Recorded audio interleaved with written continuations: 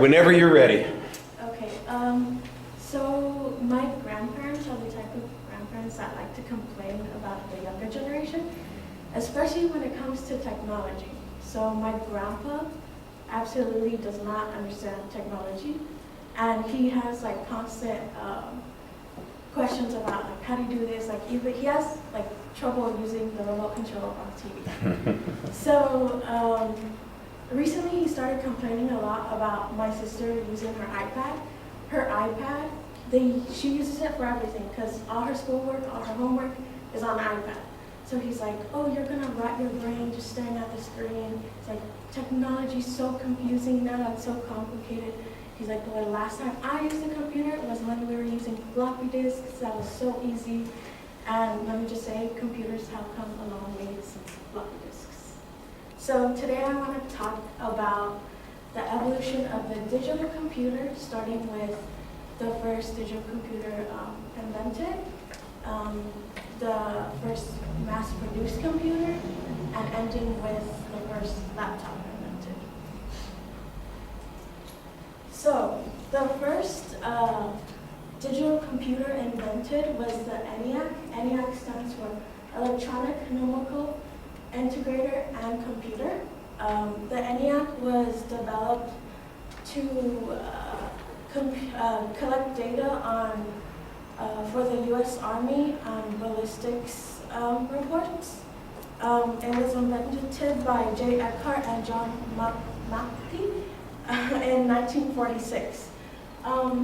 It could be reprogrammed and it could compute numerical values. It wasn't used in binary form, so binary form is the use of 0 and 1. I believe 0 was off and 1 was on, so it used the actual 9 digits to compute and send data and transfer calculations. It was about, Computer Hope says that the computer itself took up 1,800 square feet, so it was stored in the University of Philadelphia, and it pretty much took up the whole floor of the basement. And it also weighed 50 tons, and it's because there was a series of units that were used, connected to each other to transfer the data from one end to the other. It was also, it didn't have a computer screen. It pretty much used a card like this, wrote down your information, kind of punched it in, put it in the machine, it came out back, had the data you wanted. So it wasn't really like a computer we have today. But it was the first computer that was able to work efficiently digitally. So this first computer kind of opened up the market for computers, and more companies decided to get involved in creating digital computers. So the first mass-produced computer was the IBM 60. The IBM 60 was kind of like the ENIAC in ways that it had multiple units. So there was like a controller unit, a unit for just specific data, and then it kind of trailed along. So depending on how many units it was, the cost was different, and it also took up different amounts of space depending on what you used. So the IBM 60 was called the magnetic data drum processing machine. It computed data the same way. You took a card, to put it in, punched the numbers, came back out.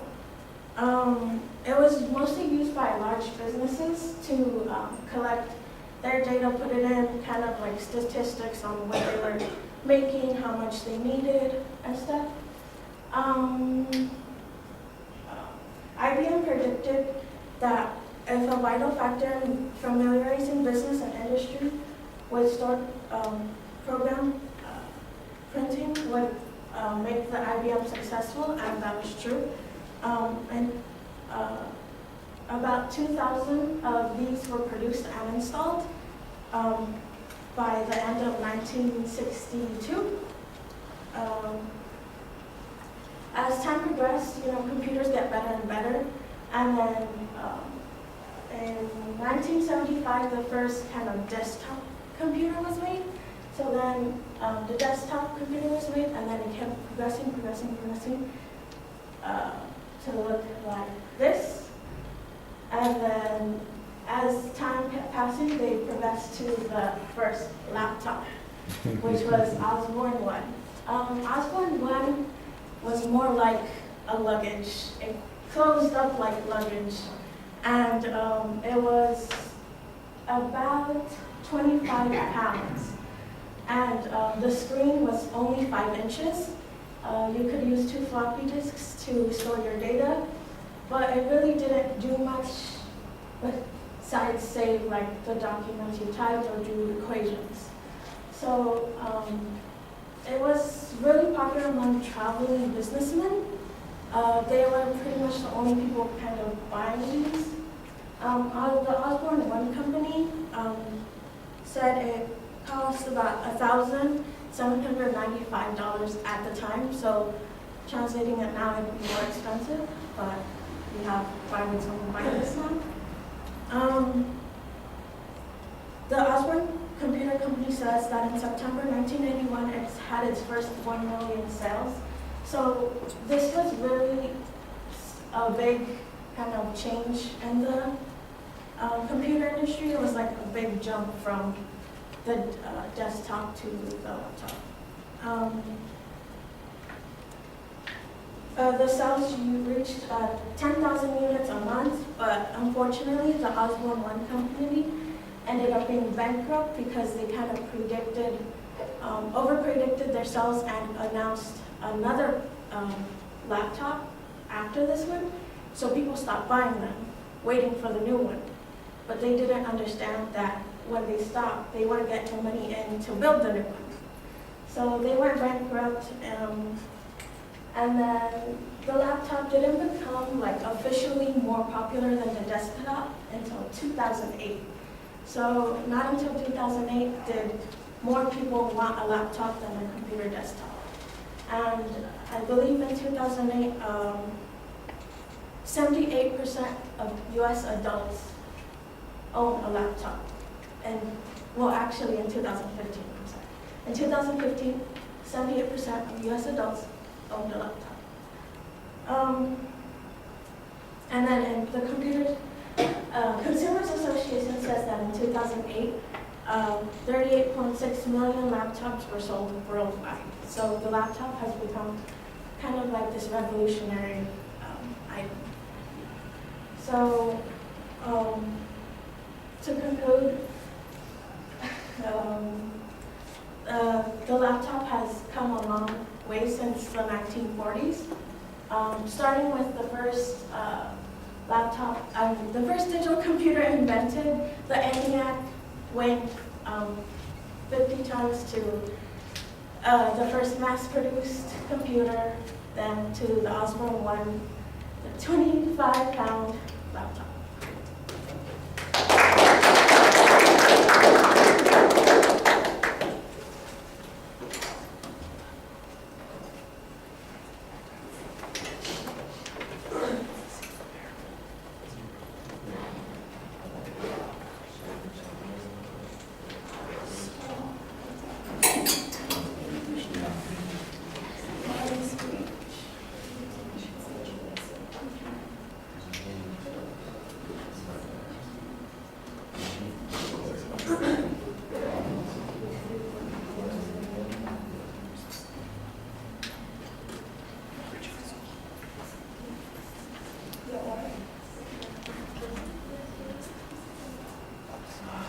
So David, what did you think? Should I stand or just? No, you can speak from where you are. Just make sure you speak loud enough so that the camera picks up. Okay, starting from the attention device, I thought it was very good. It is personal and relatable to most everyone. You were able to get it focused in on a clear topic from the introduction. So that was really good. In terms of the body of the speech, you seem knowledgeable, the eye contact was great. You barely looked at your cards. That was really good.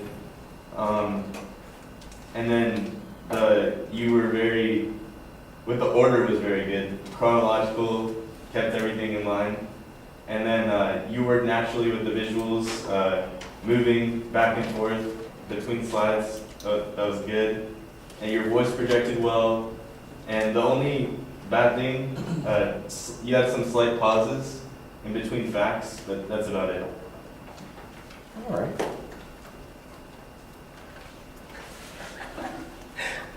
Well, I'll echo a lot of the things that he said. I thought you did a nice job. I liked your story about your grandparents at the beginning, your grandfather complaining about the technology, and it identifies the topic pretty effectively. You've got a good thesis statement, although I think I'm going to talk to you about something that's not nearly as specific as you might want it to be, so it would be better to maybe have another verb in there. I thought there was a very good preview of what the supporting structure was going to be, so we knew that it was going to be a chronological progression of the development of the computers. I thought that was pretty effective. Most of the time, I think you've got good information in the speech. Probably you're citing the sources half of the time. So there's a little bit of information, and I don't doubt the information that you got is accurate, but let's face it, you want to make sure that you're giving credit where credit is due. And you didn't just pull some random information out of nowhere, so tell us where it came from. I thought you actually got better, though, as you went through the speech. So it was a little bit skimpier at the beginning, but by the time you got to the end, I think you were doing a better job of citing that information. Some of the stories that you told were okay. Sometimes we were just getting a little bit of technical data. I was interested in the Osborne personal computer issue. You mentioned it was used primarily by people working outside the office doing sales.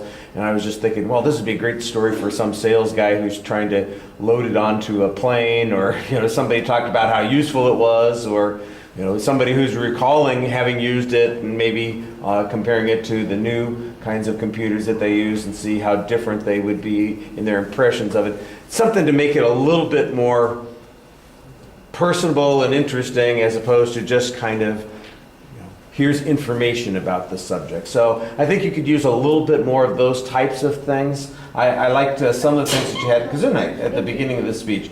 The visuals are fine. I don't have anything that's a drawback on them. I do think that you could sometimes make reference to some of the stuff that's going on in there.